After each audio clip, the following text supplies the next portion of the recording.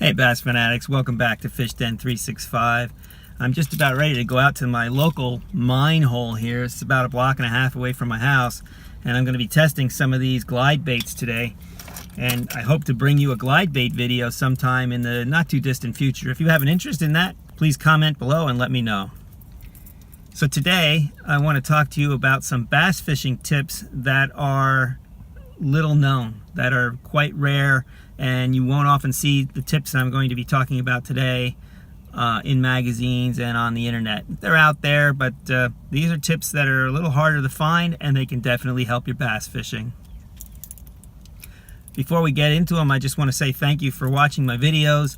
Please subscribe to the channel if you haven't already.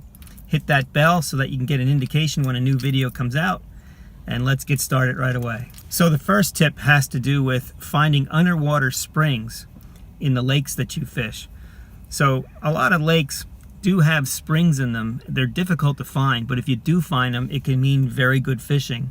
And the reason for that is when the water is very warm in the summer or hot in the summer, those springs will be colder, so there'll be a little cooler water that will attract the fish. It'll attract the bait fish, it'll attract the predator fish, everything. Same thing in the colder water months. In the winter, when the water's very cold, those springs tend to be a little warmer than the surrounding water. So again, it can attract fish and become a very good fish catching area. So how do you find springs like that? Well, one way is in the winter when the lakes begin to freeze over. Once they're starting to freeze over the entire lake, the areas that are not freezing over, or some areas that are like holes, could be an indication that there's a spring there below. Another way to tell is in early and mid-fall, when you have that dense, heavy fog in the morning, in the early morning, in early and mid-fall, oftentimes where there's a spring hole in the lake, there won't be any fog at all. There'll be a clear area. It'll be like a hole in the fog. And if you can find that, that's definitely an indicator that you've got a spring there.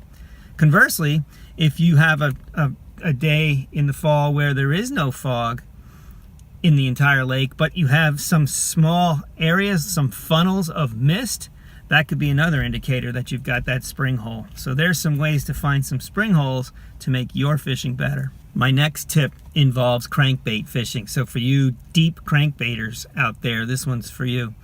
You're probably already aware that not all crankbaits are created equal. You can buy 100 Norman DD22s or 100 Rapala DT16s, and they will not act the same out of the box. They will be different. So one way to find the gems out of your crankbaits is to throw your crankbait out a long distance and reel it back. And the ones that dive down the deepest, the ones that end up going under your boat and almost out the other side before you are able to pull it back up to your rod, those are the ones you want to hold on to because they dive the deepest. They can get down to the fish that other crankbaits can't, and they're the special ones in a lot of cases. Now, in order to be able to do that, you have to make sure your crankbait is tuned properly. So if you're reeling your crankbait back to you and it goes off to the right, then you just take the nose of the bait, the line tie of the bait, and you turn it slightly to the left. And you do this, you manipulate that until the crankbait comes perfectly straight back to you. So you hold the rod straight out at the crankbait and reel it in, and the crankbait should be coming straight back to the rod tip, not going off to the left or right. Once you have it tuned, then you can try this to find the deepest diving crankbaits, the ones that want to go right under your boat and out the other side before you get them up to your rod. Those are the ones you want to hold on to. The next tip has to do with bass on road beds. Generally, when you have bass on road beds, there's more than one of them. But the key with road beds is finding the spot on the spot. So that could be an underwater bridge, a rock rubble pile, or maybe a brush pile. But when you find those spots and you catch a bass, be ready because there's probably going to be more than one there and you can catch many of them. Also, make sure you come back multiple times during the day and check on those spots because fish will continue to move up on them throughout the day. The next tip has to do with when you have high water that's falling. So most bass fanatics know that when the water is rising, when you have a lot of heavy rains and the water's coming up, the bass will tend to come up with them. In fact, oftentimes as the water floods new banks, the bass will come right into those flooded areas and feed heavily and be in those flooded areas.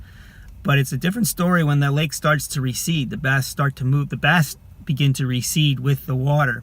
One way to find them is to look for drains and gullies that go into the lake, and then move out on the lake and find the first piece of cover that is in those drains and gullies, like a large stump or a big pile of rocks, and fish that first piece of cover that is out in the lake when the water's receding. Because what happens is those bass will utilize that. They'll utilize the drain and the gully to move back out deeper, but they'll pull up on that first major piece of cover and hold there periodically, and you could catch them there, and usually they're large fish.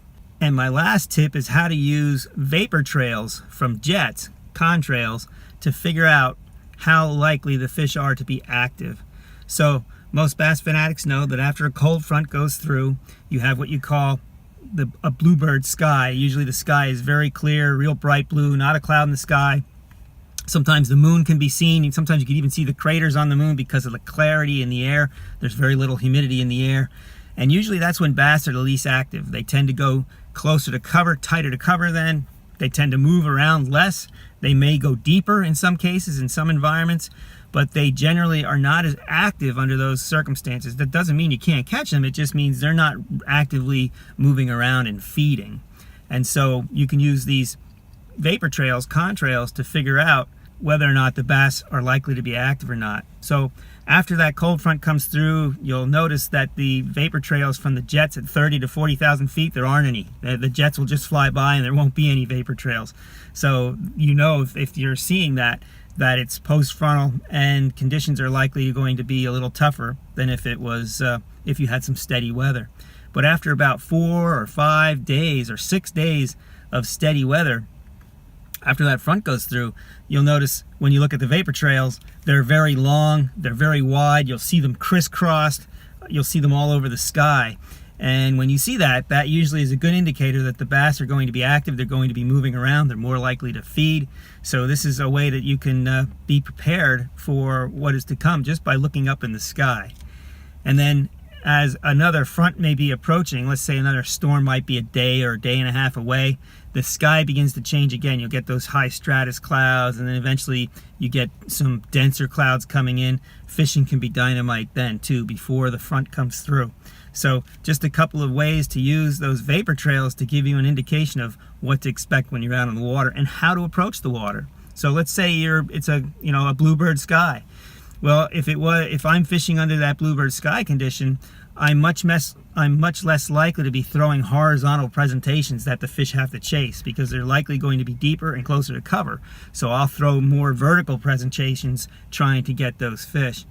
But if I notice that those vapor trails are long and wide and the weather's been stable, that's what that really is indicating, that there's good humidity in the air, then you can expect those fish to chase baits a little bit more, and more things come into play. Top waters, spinner baits, these kind of things. So let that be a guide the next time you're out there, and see if it doesn't help your fishing.